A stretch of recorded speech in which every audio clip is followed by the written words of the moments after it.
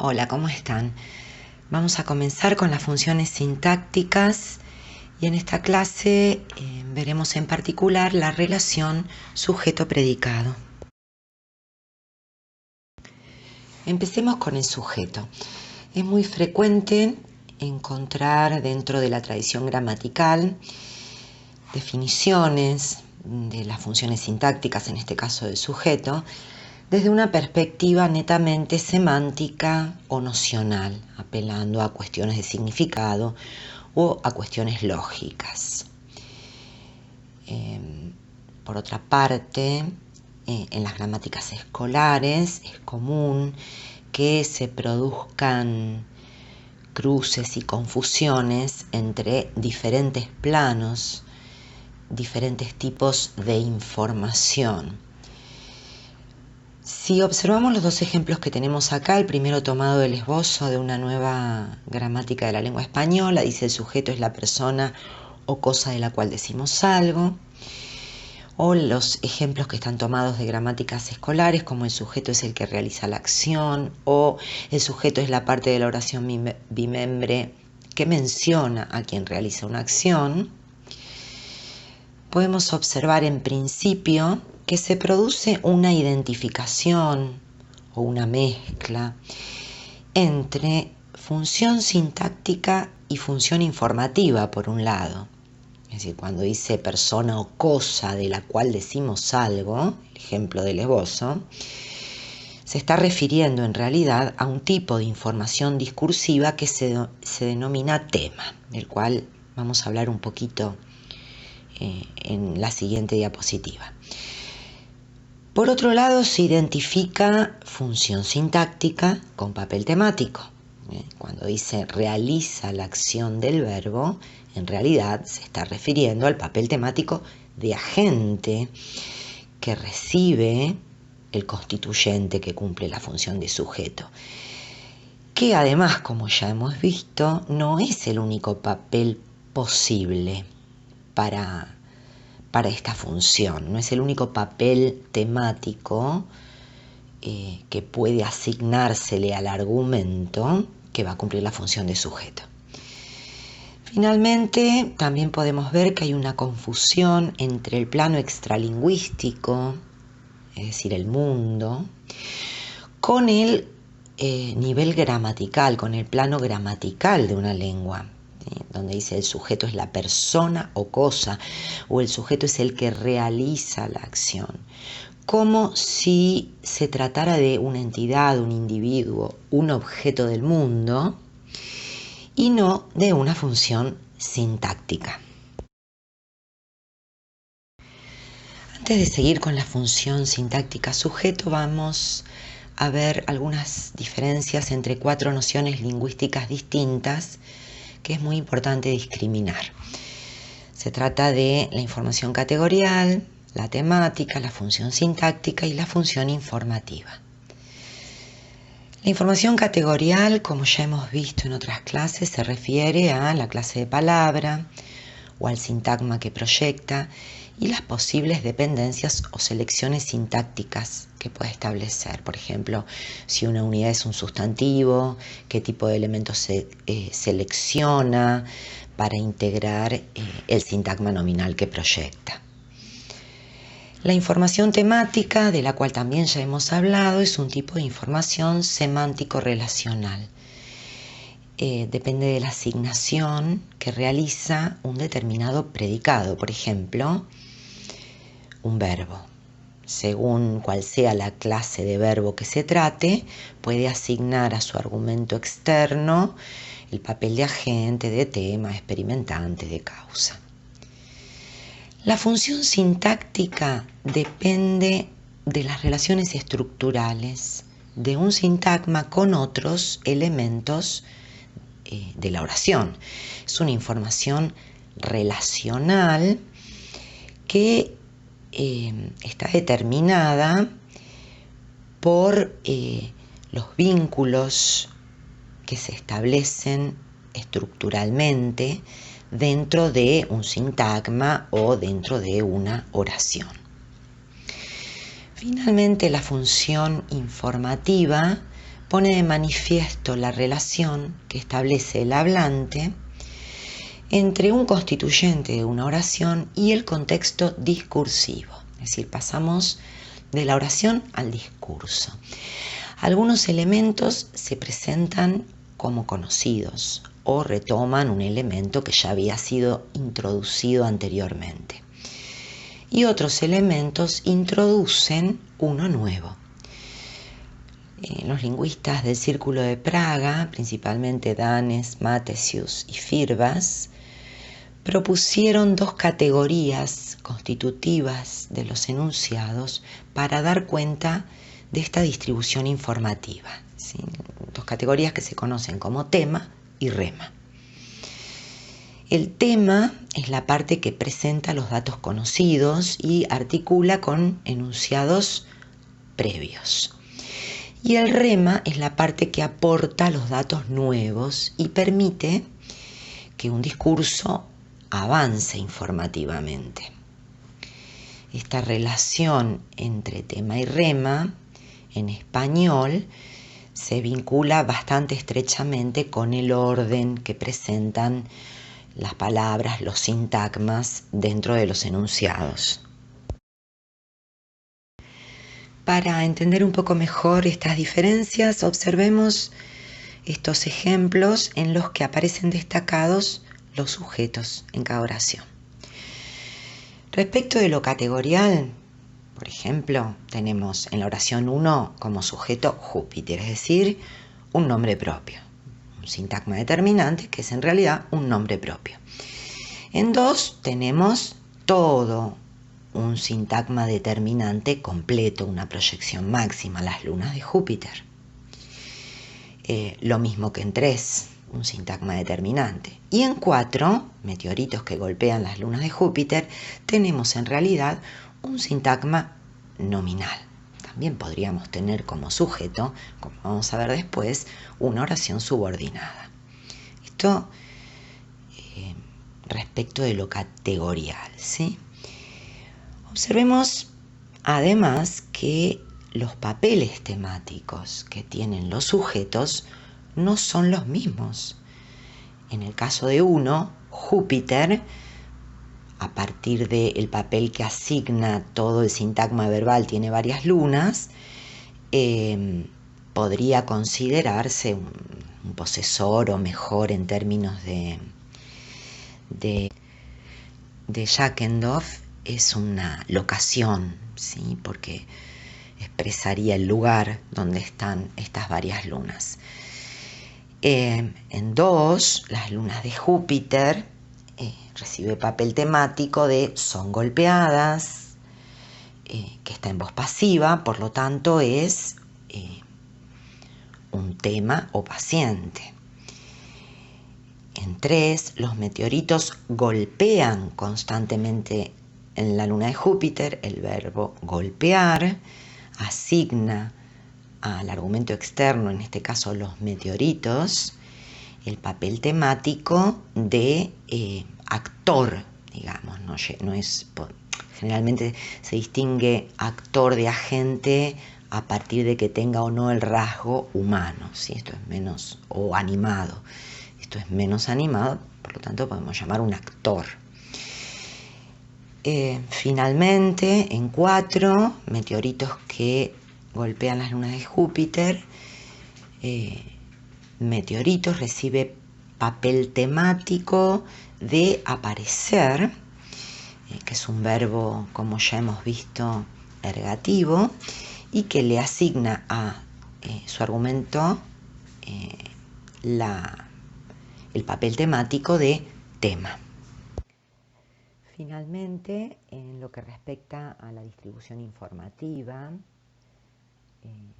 digamos, a la función informativa que podemos ver, en 1, Júpiter se presenta como un elemento conocido, o sea, se supone, si esta oración aparece en un texto, que el receptor ya sabe de qué estamos hablando. Si se presenta Júpiter como tema y tiene varias lunas, sería la información nueva, el rema. Un cambio, una transformación sintáctica como es la voz pasiva nos permite invertir el orden del tema y el rema. En dos, lo que se presenta como conocido es las lunas de Júpiter. Supongamos, podría ser una oración que en un discurso continúe a la oración que tenemos en uno. Entonces ya está dado en el desarrollo previo la información de que Júpiter tiene lunas y se puede presentar como tema las lunas de Júpiter. Aparece el rema, son golpeadas constantemente por meteoritos. En tres, el tema son los meteoritos, información que se da por conocido o presentada anteriormente, y el rema es golpean constantemente las lunas de Júpiter. En 4, fíjense que aparece una información netamente remática en posición de rema, que es meteoritos que golpean las lunas de Júpiter, que es el sujeto de la oración. Lo que podemos ver, en definitiva, es que no existe una correspondencia absoluta entre información categorial, información temática, función informativa y función sintáctica de sujeto.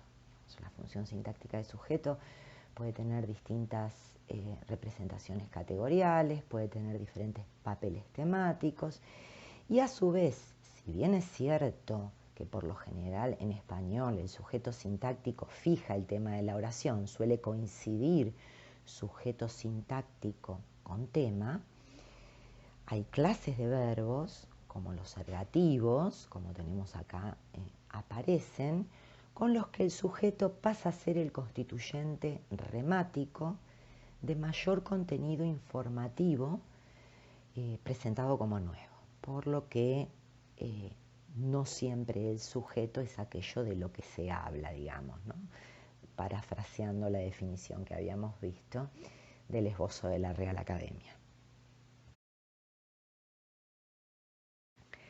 Hechas estas aclaraciones, vamos a caracterizar la función sujeto desde una perspectiva exclusivamente gramatical a partir de algunos aspectos formales. Respecto de la categoría, como vimos recién, pueden presentarse variaciones, aunque típicamente el sujeto suele ser un sintagma determinante. Como vemos en el caso 1, el profesor de física de la escuela me recomendó un libro. Las variantes equivalentes son los sustantivos propios, como en 2, González, los pronombres, como en 3, pronombres personales, él, demostrativos, ese, indefinido, alguien, interrogativos, quién recomendó un libro. También la categoría vacía pro, ¿sí? Acuérdense que es la abreviación de pronombre y es esta categoría que se desprende en español de la desinencia verbal, ¿sí? La información de número y persona que permite materializar al sujeto que expresamos en este caso con un pro. Bueno, finalmente también el sujeto puede ser una función desempeñada por una oración subordinada o una cláusula, como vemos en 5. El que enseña física en la escuela me recomendó un libro. Otros tipos de sintagmas, como los sintagmas adjetivos, los preposicionales o los adverbiales, no pueden desempeñar la función de sujeto. El factor más decisivo en la determinación de la relación sujeto-predicado es, sin lugar a dudas, la marca estructural de concordancia con el verbo, que se materializa en los rasgos flexionales de número y persona. Si cambiamos el número o la persona de la desinencia verbal, necesariamente va a cambiar la del sujeto. Vamos a ejemplificar con un verbo psicológico, como preocupar, una clase de verbos que, como ya vimos en la clase anterior, proyectan a la posición de sujeto el tema o paciente, que además suele aparecer pospuesto, por lo que es común que genere confusiones. Observemos en el caso de uno, al investigador le preocupa la explicación de los fenómenos. El verbo preocupa está en tercera singular. La explicación de los fenómenos también está en tercera singular. Es un sintagma determinante que funciona como sujeto. Observemos que si cambiamos el número del verbo, como ocurre en 2, y lo ponemos en plural, al investigador le preocupan, necesariamente tengo que cambiar el número del sintagma determinante que sigue. Le preocupan las explicaciones de los fenómenos. De lo contrario, la oración resultaría agramatical. Una de las confusiones que se genera con este tipo de verbos es pensar que lo que es sujeto es lo que aparece en primer lugar a los investigadores. Recuerden que este es el experimentante que vimos en la clase anterior, que es una especie de, desde el punto de vista lógico, nocional, se interpreta como un sujeto, pero sintácticamente no lo es, y la prueba está en la concordancia. Si yo cambio el número del sintagma preposicional al investigador y lo pongo en plural, esto no repercute sobre el verbo. En el caso 3 vemos a los investigadores les preocupa, singular, la explicación de los fenómenos. Otro elemento formal caracterizador de la función sujeto es el caso nominativo. En español, solo los pronombres personales tienen flexión de caso, por lo que suele ser más sencillo usarlos como ejemplo para identificar esta marca de función. Empecemos observando los contrastes entre 1 y 2, ¿sí? Donde están destacados los sujetos. ¿Vos te compraste el libro? ¿Vos te compraste el libro? Tenemos dos pronombres, el primero vos, los pronombres personales, ¿no? El primero está en nominativo, el segundo, los dos son de segunda persona, el segundo, que es te, está en dativo, ¿sí? Es la proyección sintáctica del destinatario de comprar. La prueba de que está en dativo la obtenemos si lo pasamos a la tercera persona, porque el pronombre de la tercera persona, recuerden que es el único que tiene variación entre dativo y acusativo, ¿no? En tercera el acusativo es lo o la y el dativo es le. Entonces si lo paso a la tercera, esto sería vos le compraste el libro, lo que me permite corroborar que ese te es un dativo. Bien, la oración 1 todo bien, el sujeto vos está en nominativo, sin embargo 2 es agramatical porque lo que se proyecta a la posición de especificador en función sujeto es el dativo te. Entonces, te vos compraste el libro es agramatical. Algo parecido sucede en los contrastes que vemos entre 3 y 4. Ella decidió salir sola, donde ella es un pronombre personal de tercera y está en nominativo, pero la, que es un pronombre personal de tercera, también femenino como ella, está en acusativo, por lo que la decidió salir sola es agramatical. El acusativo no puede marcar la función sujeto. Cuando no son pronombres, estas marcas funcionales, esta marca de caso que ya hemos visto en otra clase, puede expresarse a través de alguna preposición. Como vemos en 5, a Pedro adora la carne, es una oración agramatical, porque esa a está marcando con caso acusativo a el sintagma Pedro, por lo que no puede funcionar como sujeto. En cambio en 6 no hay problema, Pedro adora la carne. Pensemos, por ejemplo, que si en vez de adora pusiéramos un verbo psicológico como encantar, ahí sí diríamos a Pedro le encanta la carne, en donde a está dando una marca de dativo.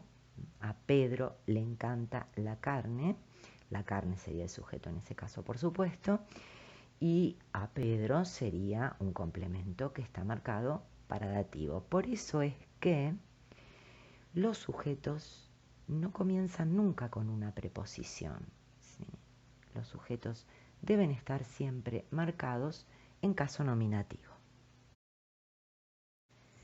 Desde el punto de vista configuracional, es decir, de la representación estructural que se explica con la hipótesis de X barra, el sujeto es especificador del sintagma verbal, por lo que el predicado, que configuracionalmente sería la proyección intermedia del verbo, o sea, verbo más complemento, establece la relación predicativa con el sujeto y le asigna papel temático configuracionalmente. Esto quiere decir que en realidad no es solo el verbo el que puede asignar el papel temático al sujeto, sino que es toda la proyección intermedia del verbo. Veamos esto en los ejemplos que tenemos acá. Si observamos los contrastes entre 1 y 2, tenemos el verbo faltar en el caso 1, que por la proyección intermedia en la que está, es decir, falta a la reunión. María, sujeto, falta a la reunión. Faltó, faltará, va a faltar. Nos permite interpretar la asignación de agente, ¿sí? Faltar ahí está funcionando como un verbo agentivo. La prueba está en que tenemos el sustantivo faltador o faltadora. El sufijo or, ora, se usa en español para formar sustantivos agentivos a partir de verbos agentivos, como por ejemplo trabajar, trabajador, cantar, cantor, labrar, labrador, etc. En cambio en 2, María falta en la lista, falta es claramente en esa proyección que nuclea un verbo ergativo, ¿sí? No es agentivo, designa un estado, y María es un paciente, recibe el papel temático de paciente. En 3 y 4 pasa algo similar, tiene mucho talento, esa proyección intermedia le asigna el papel temático de experimentante a María, mientras que en María tiene 2 gatos, podemos interpretar el papel temático de posesor o mejor de locación en términos de Jackendorf, como ya vimos. En definitiva, considerando los aspectos formales más relevantes que hemos visto, podríamos definir al sujeto como el sintagma determinante y sus variantes, por supuesto, pronombre, sustantivo propio. El sintagma determinante o cláusula que cumpla su función, especificador del sintagma verbal que concuerda en número y persona con los rasgos flexivos del verbo, de los que recibe caso nominativo.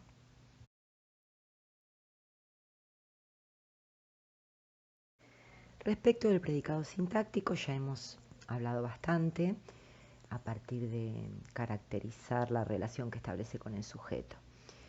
Recordemos fundamentalmente que el núcleo es el verbo, por ser la palabra que contiene los rasgos flexivos, los de concordancia, que permiten establecer la relación estructural con el sujeto, y los de tiempo, modo, aspecto, voz, que caracterizan a toda la oración.